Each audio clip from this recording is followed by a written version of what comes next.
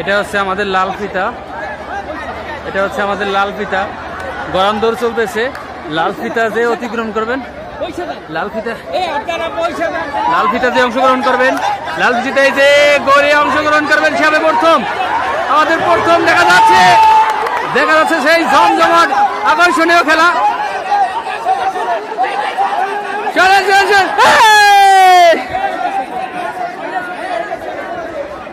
খেলা শেষ, এখনো গড়াচ্ছে।